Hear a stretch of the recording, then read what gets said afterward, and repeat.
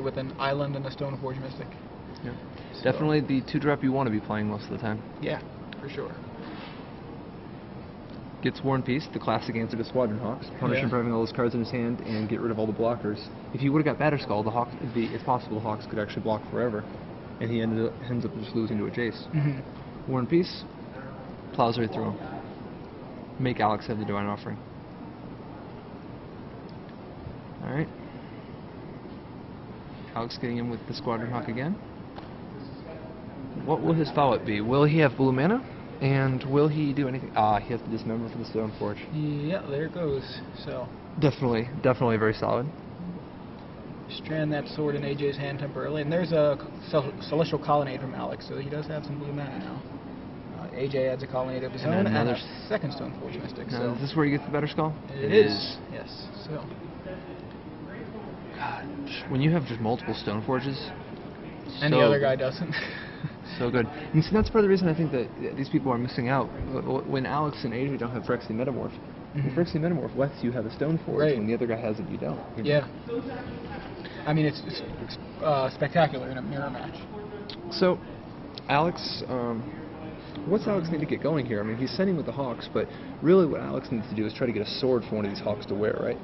Right on. Yeah, and it looks like he may be. Oh no, he's dropping. Yep, sends double Hawk. 2 more Hawks, and it looks like he has a sort of Feast and Famine in his hand, so that if he draws a 5th land, he can immediately get busy. Shoot it up at least that way he's got something big going for him. AJ has a Jace, but it looks like he's miles away from being able to protect it, so it's probably not going to come in. Looks like what's going to happen here is Divine Offering and Squadron Hawk. So he plays this. Okay, 7 minutes left for these guys for game 3. Cobblade, just the sheer amount of shuffling going on, as well as how long the games go, and the amount of life gain. Yeah. Often going to time. Game 1 took a really long time, so. Yeah. So AJ's got mana open to either Violin, one of those equipment. He's got Mana Leak, and he's got Divine Offering. He's got all those options. A lot of good plays right now. Yeah. He's got to play a little fast. He's got to play pretty fast though if he's going to win in 7 minutes. But yeah. So. Stoneforge Mystic hits. AJ letting it go immediately. Alex probably thinks right here that that AJ is just going to be viling down a Batterskull. I mean, that usually is what happens here, but AJ's got Divine Offering in hand. Yeah. And remember, AJ still has the Sword of War and Peace in hand too. So he's about to, like, next turn, AJ is going to hit really hard. Does Alex have an answer to Sword of War and Peace right now? Well, he's got Divine Offering for Batterskull. Yeah, but that's not even the one that's going to get him. Yeah, I'm surprised because he knows knows he has. Oh my god, AJ just baited him. Baited him with his Batterskull. It's the Sword of War and Peace that's going to kill him. I mean, maybe he's got another Divine Offering in his hand, but he's not going to beat a Sword of War and Peace. The board loses by far. The Batterskull was only a ruse. You can block a Batterskull, you can't stop the Sword of War and Peace.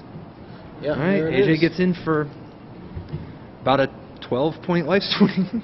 Yeah, I mean, it's almost gaining like so Alex much life to completely undo the beatdown.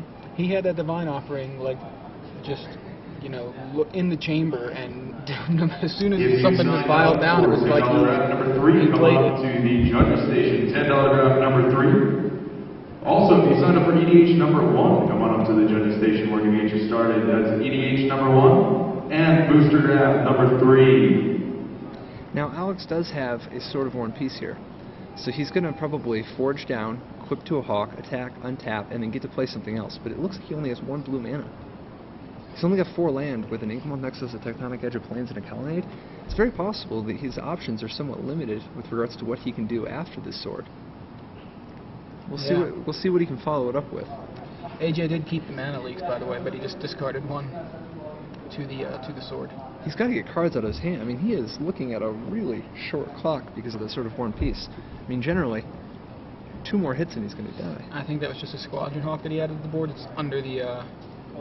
Yeah, and he left a Tectonic Edge in play. I mean, Inkmoth Nexus in play. It's possible his line here is he's going to chump with the Nexus, just trying to buy himself some time. Yeah, it seems like the only good option right now. AJ fetching up more Hawks, threatening to gain a metric ton of life from this from the Peace half. Yeah. Throwing his deuces up.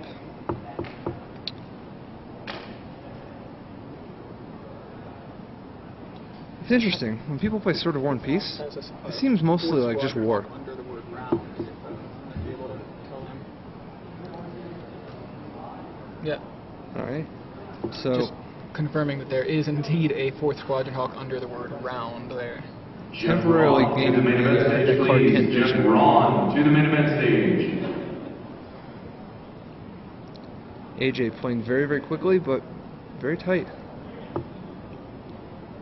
It looks like, I mean, AJ still has, like, if he can get it, like, keep the momentum going, he's about to send down another batter. He's threatening to put down another batter skull to keep the attack going, and then dropping a Jace also, just to gain, you know, some tempo. He's already gained enough life. That Hawk beatdown means so little to him. It's going to be interesting. Alex is sending with everything, despite the peril, the looming doom of the batter skull that's about to follow. This is a really hard race to win. And, yeah, did AJ just chump with a Hawk? Yeah. Another batter Vials skull and a hits the batter table. skull, yeah. Things are looking pretty bad for Alex Smith here. I mean, by no means is he out of it, but that Sword of War and Peace is just wrecking shop. Ooh. AJ playing that land beforehand I think was a little sloppy, but he's just trying to play fast. Players, that is time in the round. Active player finish your Alright, turn. so that's time in the and round, but complete there's 5 more additional minutes of turns. extension because of Yeah. the fact they were a feature match and it started after the round actually began. I think they just said it was 2 minutes extension, but maybe I'm wrong. It doesn't matter. I think, you know. Well, it does matter. Well, I mean, it matters, but I mean. yeah, there's nothing we can do about it. Right, yeah. exactly. We're going to find out if it's too much time, or as soon as time's called for them. AJ decided not to kick to the into the royal that he's going to use on this surprise batter skull, respecting Manlake. Yeah. He knows that he's really short on time. He can't afford to dink around. He's got to just make sure that he gets his damage in.